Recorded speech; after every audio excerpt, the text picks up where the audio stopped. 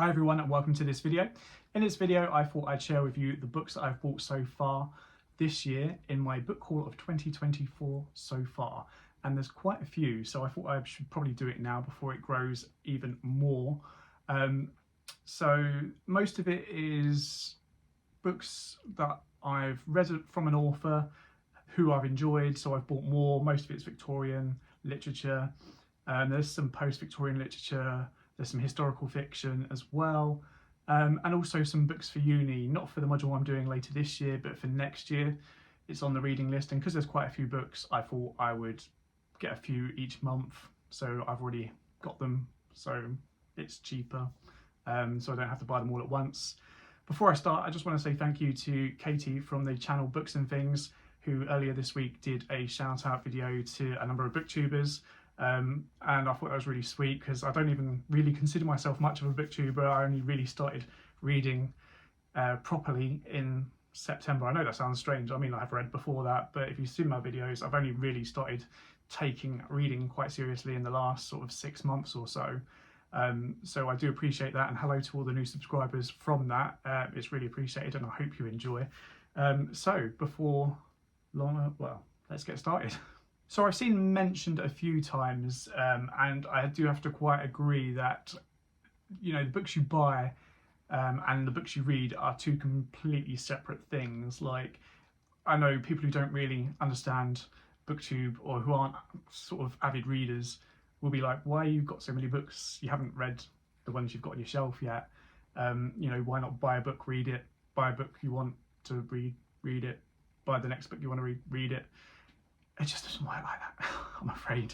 And yeah, they're two completely separate things. Like, I've got quite a few books now on my shelf which I haven't read, which I will get round to at some point. So first off, I mentioned in my what I want to read in 2024, I wanted to read some more Anthony Trollope. In that video I shared The Warden. I haven't read that yet, but I have heard it's maybe not the best in the Barsetshire Chronicles, but some of the other books in them are quite good. So far I've now bought the second book, Barchester Towers, and I think this is the order they go in, it might not be. I think the next one is Dr. Thorne, Family Parsonage, and also The Small House at Allington. So I believe I've only got one more book to get in the Chronicles, but I'll probably get that in another month or two. But yeah, over the last couple of months I've just been sort of buying one here and there, just because I know I want to read the whole Chronicles and might as well, so I thought I'd get them all. So next up, I said I wanted to read some more Dickens. On my shelf already I have Bleak House, Our Mutual Friend, and Dombey and Son. I've already read Great Expectations, so I've still got those to read, but in the meantime I've also bought David Copperfield. I haven't heard many people say much about David Copperfield. Most people say, yeah, it was all right, but it's not sort of top 5 for a lot of booktubers that I've seen. But, you know, people don't hate it, so that's something. But one I have seen a few people say they really enjoyed, so I thought I had to get, is Little Dorrit. So that is another one. So now I've got 5 Dickens on my shelf that I haven't read, which I should probably get around to. So next up, as you probably know, I'm currently reading Middlemarch. I'm about 560 pages in out of the edition I've got is 838 pages. So we're getting there. It's been a long slog so far. It's very wordy, but I am quite enjoying it. So I thought I'd get some more George Eliot. This one, I've seen quite a few people say they didn't really enjoy it, but it is on the reading list for one of the modules, not next year, maybe in a couple of years time, so it's still a while off, but because it's on there I thought I'd get it anyway, and then I can read it and then I kind of know what it's about. And that's The Mill on the Floss. Yeah, I've not really heard people say so many great things about it, but we shall see on that one. But the two that I have heard people say that they did enjoy, mostly anyway, is Daniel Deronda and also Adam Bede. So I've got those two, and I shall get those read at some point. But as I said, this is going to be something that takes a while. You know, it's nice to have them on the shelf. I'll read them eventually. So I bought another book from an author that I have just read, Elizabeth Gaskell. I've read Mary Barton. I do have North and South on my shelf, but everyone seems to rave about that, so I still want to try and keep that. So I bought another one, which is Wives and Daughters, which I've heard a few people say good things about as well. So I will get that read. Probably read that before North and South. I'm just trying to keep North and South for some strange reason. And also I've heard people mention George Gissing, and I haven't had any George Gissing on my shelf. So I thought I'd buy one, and one that people seem to suggest, and it's quite a smallish one as well, it's not so bad, is The Odd Women. So I'm going to give that a go at some point to see what George Gissing is all about. So also in my what I wanted to read this year, I said I wanted to read some more Wilkie Collins. I did mention Armadale. I didn't actually have the copy then, but I thought I'd just mention it now because I now have the copy. That will probably be the next Wilkie Collins that I do read. I've still got The Woman in White to read and The Moonstone, but I haven't bought The Moonstone yet though, strangely. I need to get that.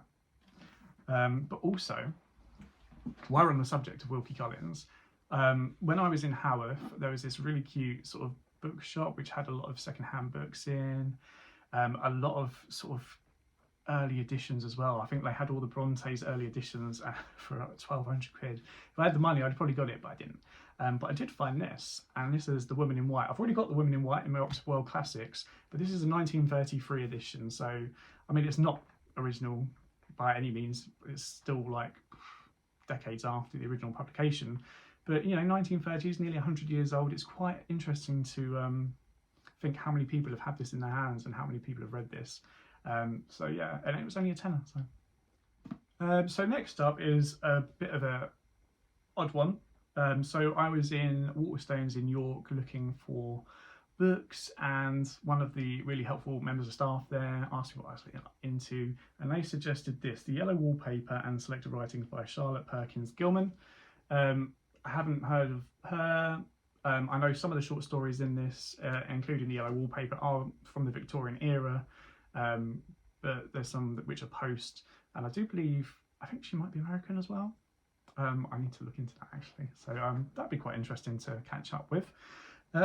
Next up is my friends' recommendations again. So as you probably know, when I read Sons and Lovers by D.H. Lawrence, that was because my friend told me I had to. One of our other favourite novels, and this is from the 1960s, so it's, you know, not even post-Victorian really, but it is historical fiction set in the Victorian era, I believe. I think it's the mid-19th century, I believe. I have looked it up a little bit, and that's French Lieutenant's Women.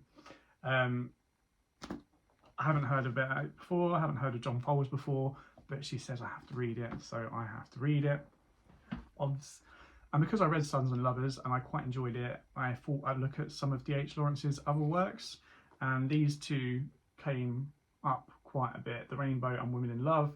They're meant to be a sequel. I think The Women in Love is meant to be a sequel of The Rainbow, or vice versa, I don't know. And really kind of explore sexuality a lot more than Sons and Lovers did, which sounds quite interesting to me. So I'm looking forward to giving those a go at some point. Next up is a bit of historical fiction. So I do love my Victorian literature, but I thought I'd give something different a try. And, you know, I love the Victorian literature mainly for the setting, you know, the environment. I've said this before, you know, there's nothing better than reading about people travelling around in horse and carriage, sitting by the fire, keeping warm and all that sort of stuff. So I thought I'd give some historical fiction a go set in the Victorian era-ish. Once again, these three were recommended by the person at Waterstones. Well, actually, she recommended the author and I just bought 3 of them. And that's Laura Purcell.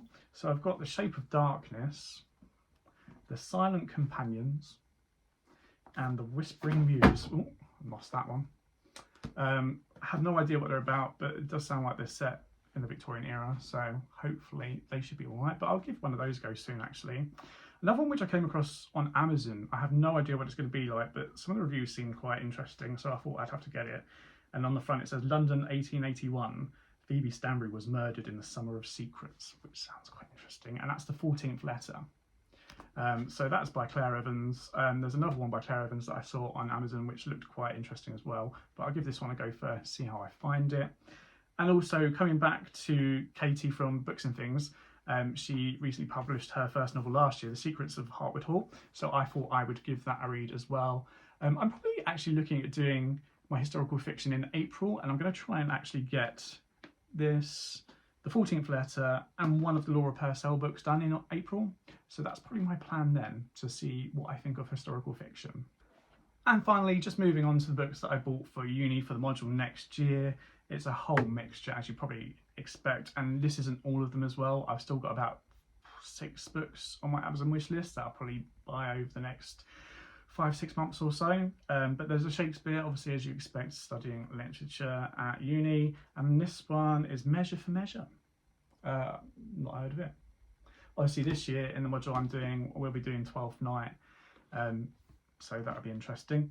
There's a very old book here. It's not old in terms of, it's not old, but it's written, I think, from the 1500s, and that is Thomas More and Utopia. So that would be quite interesting. It's very small, but be interesting. We also have George Orwell's Essays, so not a novel, but it's on the reading list, and I'm sure there'll be selected stuff in that for the module to read. And also Wordsworth and Coleridge, Lyrical Ballads.